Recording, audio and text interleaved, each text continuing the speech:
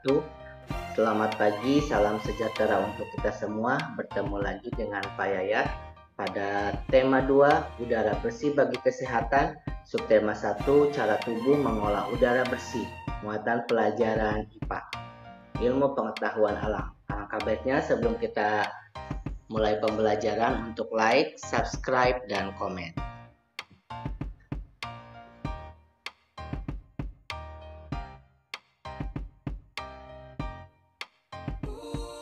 Hewan memiliki pernapasan yang berbeda-beda. Sistem pernapasan hewan disesuaikan dengan tempat hidupnya. Sistem pernapasan hewan disesuaikan dengan tempat hidupnya. Sistem pernapasan meliputi organ-organ pernapasan dan cara kerja organ-organ pernapasan tersebut. Itu termasuk ke dalam sistem pernapasan hewan.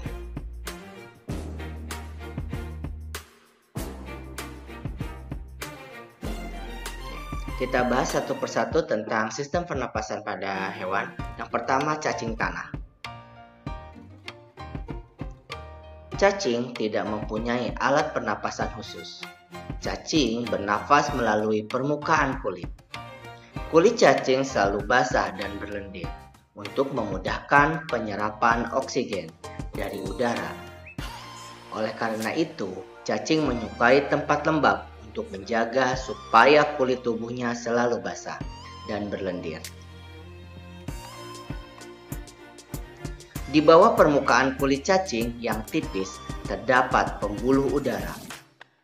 Saat udara masuk melalui kulit, oksigen diikat oleh darah.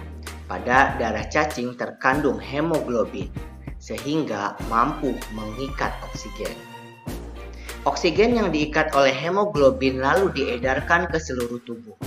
Zat sisa pembakaran berupa karbon dioksida dan uap air dikeluarkan dari tubuh juga melalui permukaan kulit.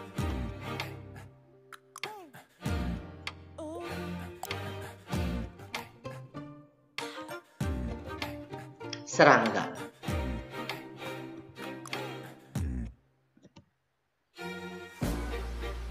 Serangga bernafas dengan mengisap oksigen dan melepaskan karbon dioksida. Namun, alat pernapasan serangga berbeda dengan hewan lainnya. Alat pernapasan serangga berupa trakea. Apa itu trakea? Yaitu sistem tabung yang memiliki banyak percabangan di dalam tubuh. Percabangan trakea disebut trakeola. Trakea mengedarkan oksigen langsung ke semua sel tubuh dan organ, serta menyerap karbon dioksida dari semua sel tubuh untuk dibuang. Udara memasuki trakea melalui pori-pori kecil di permukaan tubuh serangga yang disebut spirakel. Selanjutnya, udara beredar melalui pembuluh udara kecil. Sel-sel tubuh mengambil oksigen langsung dari pembuluh udara kecil itu. Karbon dioksida dari sel akan mengalir ke trakeola, lalu dibuang melalui lubang spirakel.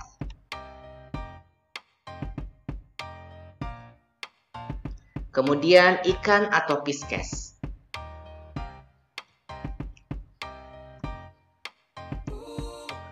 Ikan bernafas dengan insang. Insang berbentuk lembaran tipis berwarna merah, muda dan selalu lembab. Insang terdapat tepat di belakang rongga mulut pada kedua sisi kepala ikan. Biasanya, insang dilindungi oleh selaput atau rangka yang disebut tutup insang atau disebut juga dengan operculum. Di balik tutup insang ini terdapat 4 deret insang yang saling tumpang tindih.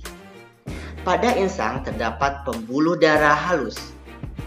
Pembuluh darah itu dapat menyerap oksigen yang terkandung dalam air dan melepaskan karbon dioksida dari darah.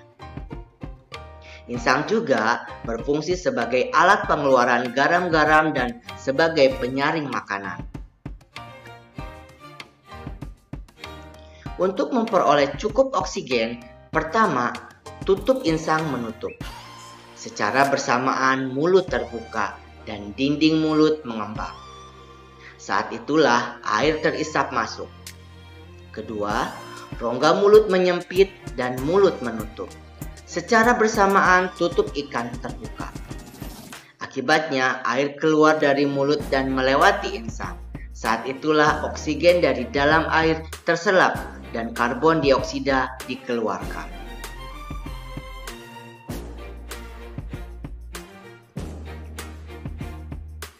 Selanjutnya amfibi.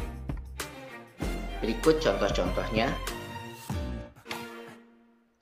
Amfibi yaitu hewan yang hidup di darat dan di air. Salah satunya katak. Saat masih berupa kecebong, katak hidup di dalam air dan bernapas menggunakan insang. Insang kecebong terletak di luar tubuhnya yang terdiri atas lembaran-lembaran kulit halus mengandung kapiler darah.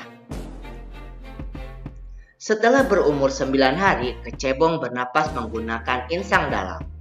Insang dalam akan menyusup seiring mulai berfungsinya paru-paru dan katak muda pun tumbuh menjadi katak dewasa. Katak dewasa bernapas menggunakan paru-paru dan permukaan kulit. Di dalam paru-paru terdapat banyak gelembung udara yang sangat kecil, berselaput dan penuh dengan kapiler darah. Di dalam gelembung udara, oksigen diserap dan karbon dioksida dikeluarkan.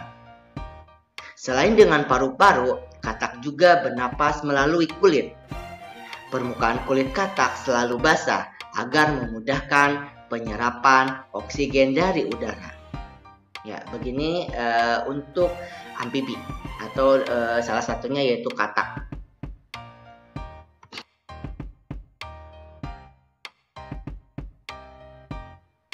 Reptil. Ini berikut dengan contoh-contohnya.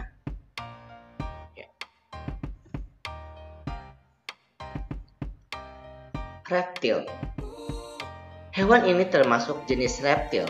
Di antaranya ialah ular, kadal, cecak, buaya, dan biawak. Reptil bernapas menggunakan paru-paru. Udara masuk melalui hidung, lalu ke batang tenggorokan, lalu ke paru-paru. Paru-paru reptil terletak di dalam rongga dada dan dilindungi oleh tulang rusuk. Paru-paru reptil sederhana dengan beberapa lipatan dinding yang dapat memperbesar permukaan paru-paru. Namun, paru-paru kadal dan buaya lebih kompleks dengan beberapa belahan dan bertekstur seperti spons. Pada reptil yang sering berkubang di air seperti buaya, lubang hidungnya dapat ditutup selama menyelam. Dengan begitu, air tidak akan masuk ke dalam paru-paru.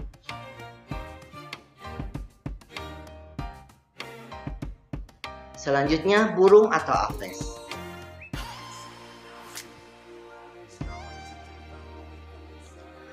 Burung bernapas dengan sepasang paru-paru.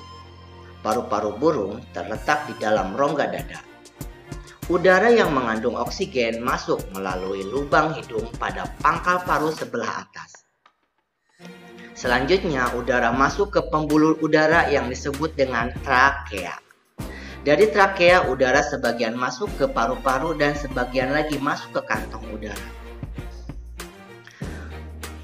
Burung menghirup udara sebanyak-banyaknya saat tidak terbang. Sebaliknya, saat terbang, burung tidak menghirup udara. Udara diembuskan dari kantong udara ke paru-paru. Kantong udara burung berfungsi sebagai tempat menyimpan udara. Saat tidak terbang, burung menghirup udara sebanyak-banyaknya. Udara yang dihirup itu kemudian disimpan dalam kantong udara.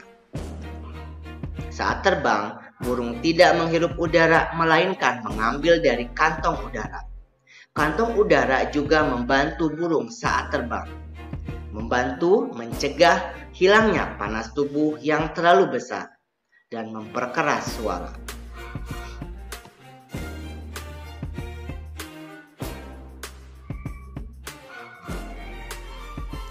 Mamalia.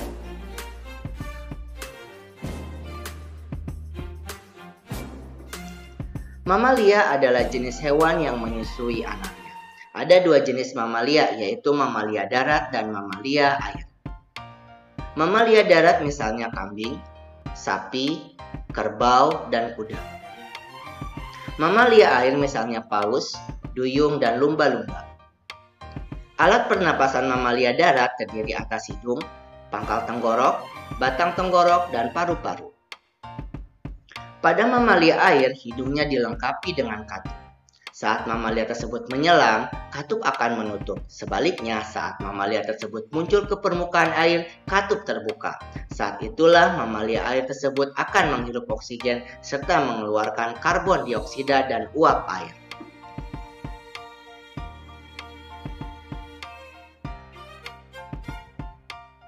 Kemudian sistem pernapasan pada manusia. Manusia bernapas untuk memasukkan udara ke dalam tubuh. Udara mengandung oksigen. Oksigen dibutuhkan untuk mendapatkan energi dari makanan. Energi itu menggerakkan semua proses kehidupan yang sangat penting pada tubuh. Organ pernapasan manusia terdiri atas hidung, faring, laring, trakea, bronkus, bronkiolus, dan paru-paru atau disebut juga dengan alveolus.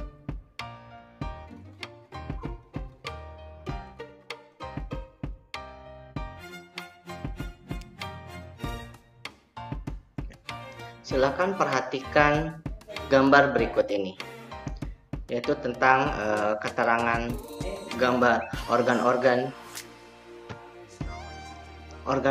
pernapasan. Yang A. Hidung, B. Faring, C. Laring, D. Trakea, E. Bronkus, F. Paru-paru, dan G. Diafragma. Mari kita bahas satu persatu.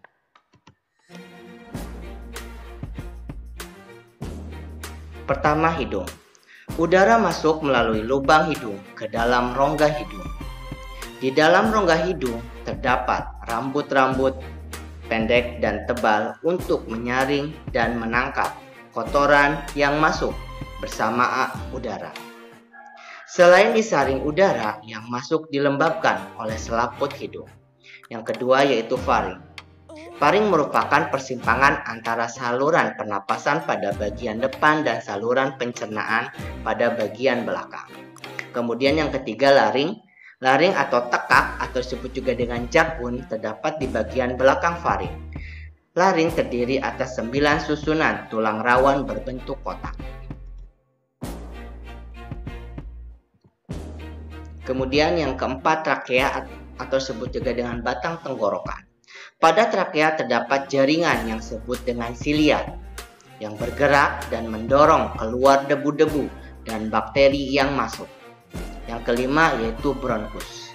Bronkus merupakan percabangan dari trakea serta terdiri atas bronkus kiri dan bronkus kanan. Yang keenam bronkiolus. Bronkiolus merupakan percabangan dari bronkus.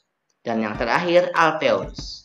Alveolus terdapat di dalam paru-paru, merupakan tempat terjadinya pertukaran oksigen dan karbon dioksida. Alveolus dikelilingi kapiler-kapiler darah. Alveolus berbentuk seperti buah anggur.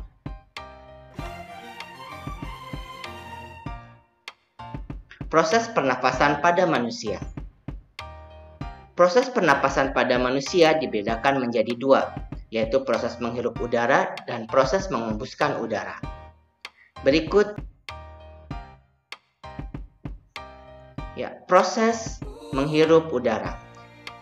Nampak pada gambar juga ya. Yang pertama udara masuk melalui hidung, yang kedua udara disaring oleh lendir dan rambut hidung, yang ketiga paru-paru mengembang dan rongga dada membesar, yang keempat gas oksigen diserap oleh alveolus.